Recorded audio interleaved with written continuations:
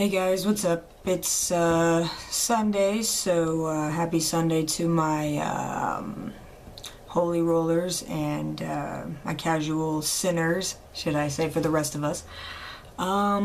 Just before I started reading chapter 3, I just wanted to take a minute to pay my respects to the recent attack over in Paris. Definitely send my deepest condolences to those who had lost or ended up losing their lives. Something that's been since Christ kind of thing, but I'm not going to get into religion. Just there's always going to be war, in my opinion, and that's very sad, very, very sad. But anyway, on another sad note, poor Rowdy Rhonda got her dome rocked by Miss Holly, so that sorry for you Rousey fans. That was kind of really sad, but I guess she finally met her match. I think we all have one. Anyway, before I start pissing everybody off and they stop subscribing to me, I'm gonna go ahead and read chapter 3. So thank you for tuning in again. On my lunch break, I decided to text Nikki, telling her to meet me at the pier by noon. I grabbed myself something to eat, sitting on a nearby bench that outlooked the coast. It was a beautiful day on the Jersey shore. The sun sparkled against the water like thousands of diamonds strewn across its surface. Minutes had passed by, and I patiently waited to catch sight of her, though I never received a text letting me know that she was on her way, nor did a stranger pass by resembling her. I should have known Nikki would have stood me up like this. I let it happen every time. I grabbed my mess from the table, tossing it into the trash, downing the remaining contents of my water bottle before disposing of it as well. I tried not to let the incident weigh on my shoulders for the rest of the day, but it felt damn near impossible. I never understood why I let Nikki be that one person to fall out of my life and then turn around and let her back in with welcoming arms, knowing that she destroys my pride by sinking her claws in of what's left of me, especially my heart. If I had one wish, it'd be to get the fuck over her and be able to not only say it to her face, but to myself, holding it high with sincerity and conscious honesty. Later on, I met up with Trent on my way home at a local corner store where we always went to buy cigarettes and the likes. He was posted up against the wall smoking a cigarillo when I pulled up. "Damn, Mally, I forgot how loud your bike was," he smiled. "Yeah, only because my father and I decided to drill holes into its exhaust system. Personal modifications are always nice. So, did old girl ever show up?" "What do you think?" I raised an eyebrow. "What a conniving bitch. Man, I'm sorry." He held out his cigarette, offering me a drag. I shook away the offer, asking where the guys were. Trent motioned inside the store. I followed him inside, looking towards the back where the alcohol was kept. Of course, Johnny and his bright ideas were taking place. He pulled out 2 bottles of Cobra and a 12-pack of Ice House. "Johnny, you are 2 months shy of 21. How do you propose on buying that?" I asked. Steal them? How else?" "You're fucking joking." "Lighten up, Mally. Of course I'm joking. My cousin Kristo's in the next aisle over, dummy." He laughed. I blew out a huge sigh of relief, following Trenton and the rest outside awaiting Kristo. I'm surprised the clerk didn't think anything of us about all being gathered back there. Kristo was 24 years of age and one of the biggest Italians I knew in Jersey. He is one that I would call for help if I had ever needed it. We all watched him exit the store, placing the booze in the back of Trenton's truck. "You boys be easy now. I don't want to get a call from the jail." He waved goodbye, getting into his GTO. "So, what's your plan, Rocco?" Colton asked, leaning against the payphone. "Get in and you shall see." "Mally, you following?" I rolled my eyes, nodding in agreement. We drove down a gravel road where old boxcars lined the tracks. Trenton parked alongside the old crossbuck, signaling for me to pull up behind him. I already knew what we came here for. I parked behind Trent's pickup, folding my arms over my chest while straddling my bike. "Well, don't just sit there looking pretty. Help us carry this shit." "What needs to be carried, Johnny? We having some faggot-ass picnic together?" I joked. He threw me a duffel bag with his father's name tailored in its center in a military font. I gave him an obscure look. He just motioned for me to follow everyone else down the track.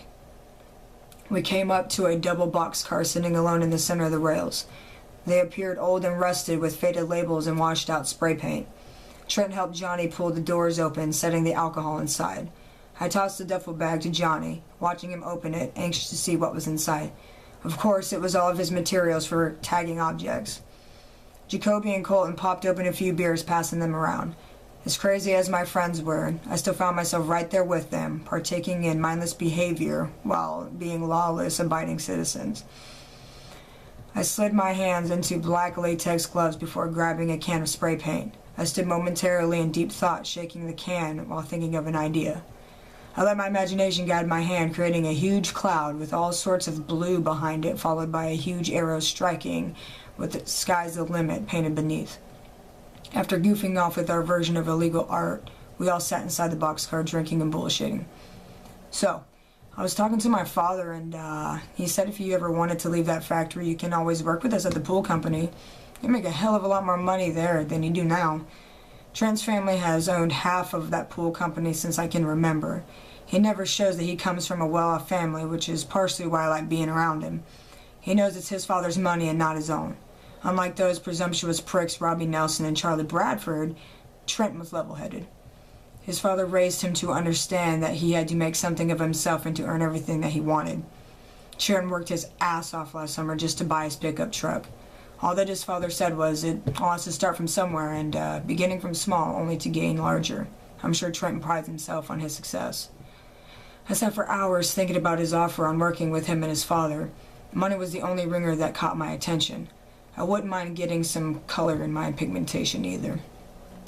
I ran the idea by my folks once I got home that night. My father seemed somewhat interested for me, but it was better than nothing at all. "That sounds like a nice change, Mally," my mother said. What's with the paint on your jeans, son? Have you been out vandalizing shit again?" My father's jaw tightened. I wasn't sure if I wanted to make up a lie or not, but I had 2.5 seconds to create one before my ass went through the wall. I was helping Johnny and his brother finish painting their piece of shit shed in their backyard, I lied. My father stood up from his chair, making his way towards me. He took my hand from the counter, holding it into the light, examining them like an anthropologist.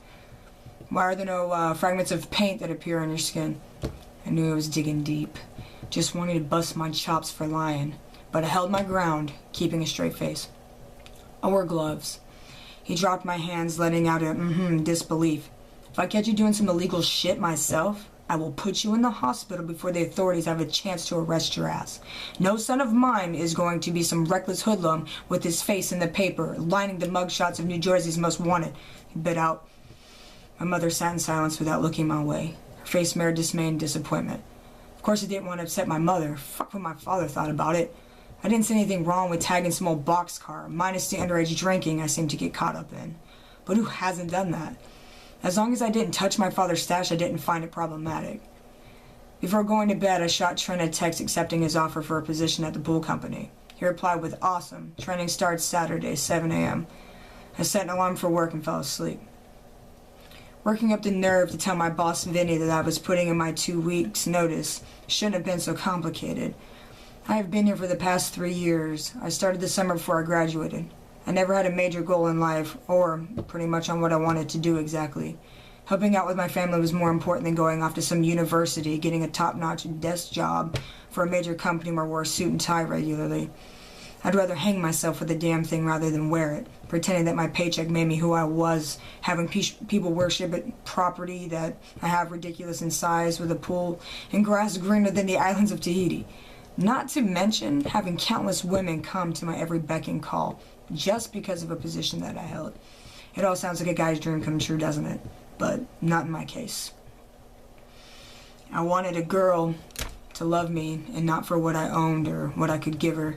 No matter what, at the end of the day, having owned expensive cars and a huge house and name brand items still keep a man feeling lonely if the woman that he lied next to at night isn't there on emotionally bound terms.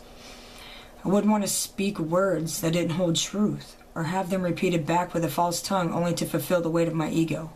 I'd rather live in a place that may not be so appealing to the eye, but have a loving wife and children who I know would never leave me or find a reason in taking everything from me that I worked so hard for. I walked into Vinny's office, giving him the lowdown on me finding a new job. He wasn't too upset over the situation at hand. This made leaving all the more easier. After that, I forced myself out of bed each day, working through the last few days I had left. That Saturday, I woke up at 0:30 trying to wake myself up in a hot shower. My father had refused to replace our water heater, so the luxury of hot water only lasted a bare minimum of 5 to 7 minutes. I looked at myself in the mirror, seeing a rough and scraggly reflection. I took out my razor, cleaning up my face, keeping a nice edged-up look because, without facial hair, I felt like a prepubescent boy. Placing an inch guard on my hair trimmer, I took it straight to my head. So sad to get rid of my mohawk, but I wanted to look halfway presentable on my first day with Trenton. He's a clean-cut guy himself, so for him to recommend me, I wanted to come off as a good candidate. I threw in a nice pair of denim jeans, one of the few I owned that bared no holes, along with a plain white cotton t-shirt. My father was rested in his recliner reading the weekend paper, while my mother remained in a medicated slumber back in her bedroom. "Where are you off to so early?" "I have training today with Trenton, remember?" "Shit, I forgot." "Well, have a good one and pay attention," he said, glancing back down at his newspaper. I walked outside to Trenton, just pulling into my driveway. When I got inside, I noticed he was wearing the pool company's polo shirt tucked into his khaki pants. He reached in his back storage area, pulling out another shirt, tossing it into my lap. I held it up, giving Trenton a nonsensical look. "Just put it on, Malice," he laughed. I slipped my head through the polo, smoothing my hands against the polyester fibers. It didn't look half bad in it, though it wasn't something I'd wear outside of work. "I look like Charlie, Jesus Christ," I groaned. "You look better than an asshole ever will, in a pool town polo or not." The entire day, Trenton sat with me through orientation and the training class that they held about safety, filtration, installation, service, building materials, tools, and, of course, customer service. I was burnt out by the day's end from all of the knowledge and information my brain would allow me to obtain in a single 10-hour session. After going through the criteria of each subject, they gave a fucking test. At least it was a bubble test, because I sure as hell wasn't up for some fill-in-the-blank or true and false shit. The test had 100 questions that pertained to pool construction and hardware resources. I had no idea there was so much to know about putting in a fiberglass pool and ground, much less the math it involved, which I guess was obvious. Trent's father, Mr. Rick Manzetti, issued my uniform, welcoming me to the committee. He gave me a tour around the company's site, filling me in on its history. It was a nice place. I felt like walking on sacred ground as opposed to the scuffed-up floor in the factory that I was used to. Inside the main office, my eyes met a petite young woman with brunette hair who was wearing the same polo, sitting behind the lobby's front counter. "Isn't a receptionist sexy?" Trenton elbowed me in the side. My eyes enlarged, smiling at his remark as I followed him over in her direction. He handed over my employee information while she was on the phone with a customer. She mouthed a thank you with a wink. Before walking away, I caught sight of her name tag that read Tiffany, inscribed in gold with the company logo faded into the background.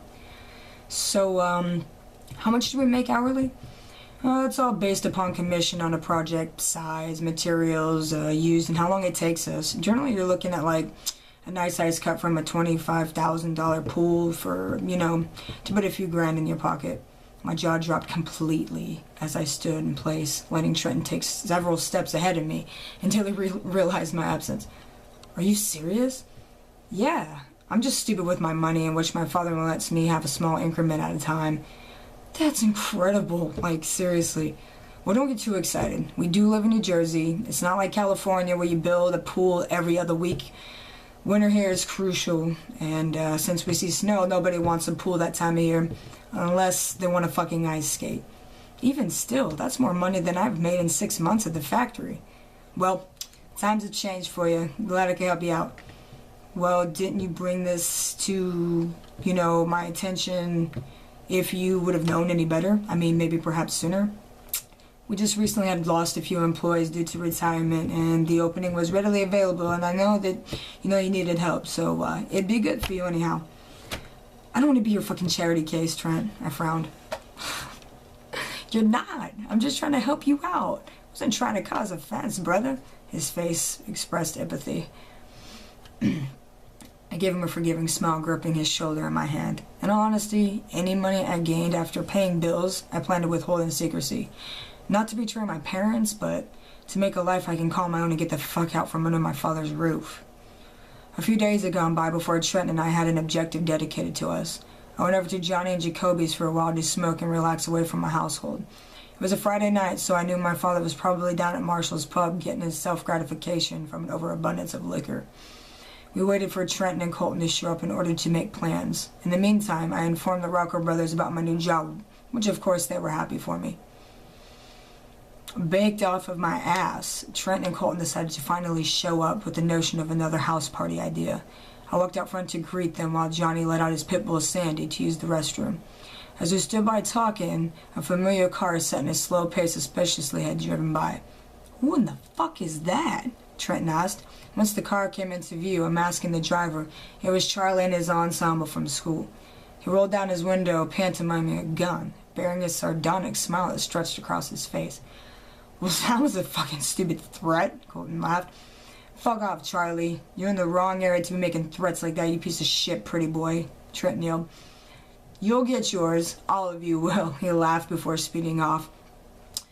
"Looks like he got his windshield fixed," Johnny said, walking up. "You're not worried about him?" I asked. "Hell no. I have this." He turned, lifting his jacket, revealing a handgun. "What the hell is that? Where did you get it?" "It's Colt 45. Don't worry about where I got it. Just know that I have it and that it's loaded at all times. I'm not about to get fucked up and have no protection." I was more fearful of Johnny getting caught and charged with having an unregistered lethal weapon and for him being underage to conceal it. That alone would get him 5 to 10 years easy on a charge like that. "So, what are we getting into tonight?" "Tiffany's having a little get-together at her apartment. She invited us if you guys are interested." "Tiffany from work?" I grinned. "Yes, Tiffany from work. Are you guys in?" "That's a stupid question." The others were confused but interested in meeting Tiffany. She lived downtown by the pier in an apartment complex that faced the water. We followed Trent to her door, which was on the 3rd floor. Talk about a meaningless workout to go through at least twice a day. Trent gave a light tap on the door before it opened immediately. Tiffany was on the other side with a huge smile. "Hey guys, come on in." Trent introduced the guys while we stood around looking out of place. Tiffany told us to help ourselves with anything to drink in her kitchen. She had a nice-sized one at that, for it being only a 2-bedroom apartment. I glanced through the area as far as my eyes would let me see. A few of her girlfriends were outside on the terrace smoking and talking amongst each other. I grabbed a beer from the fridge and relaxed against the counter. Colton stayed by my side for most of the night while Trent tried taking home one of Tiffany's friends. Johnny and Jacoby were busy teaching some nearby male companions on how to play Texas Hold'em. While conversing with some girls Colton and I had just met, I felt a hand rub up and down my back. I quickly turned around, having one person in mind, Nikki. Yet the familiar thought turned out to be the unexpected. I furrowed my brows to see Tiffany standing behind me with a mischievous smile. "What are you guys up to in here? Enjoying yourselves?" Colton and I nodded while taking a sip from our drink simultaneously. "So, are you excited to be working for Mr. Manzetti?" It's going to be interesting. Do you enjoy it?" "I'll just let you two talk," Colton said, squeezing by. "I do. I've been there for about 2 years now. Trenton's father is always trying to hook us up, but we just merely see each other as friends." "I see. He's been my friend for a long time. In fact, all of them have. They stand figurative like brothers to me." I tried my best to not stammer from nervousness, giving short answers, seeming uninterested, and that would have been a lie. Tiffany turned the same amount of interest, carrying on about her likes and dislikes in life, which was fine by me. It was nice not being in a house full of drunken imbeciles, and Tiffany was easygoing and laid back, which definitely was the kind of company I needed to surround myself with. Before leaving the party, Tiffany put her number into my phone, telling me that if I ever needed someone else's perspective rather than the guy's, to not hesitate in contacting her. I just gave her a cheesy grin, stretching from ear to ear, falling into her hug. I'll continue the rest of this on another setup.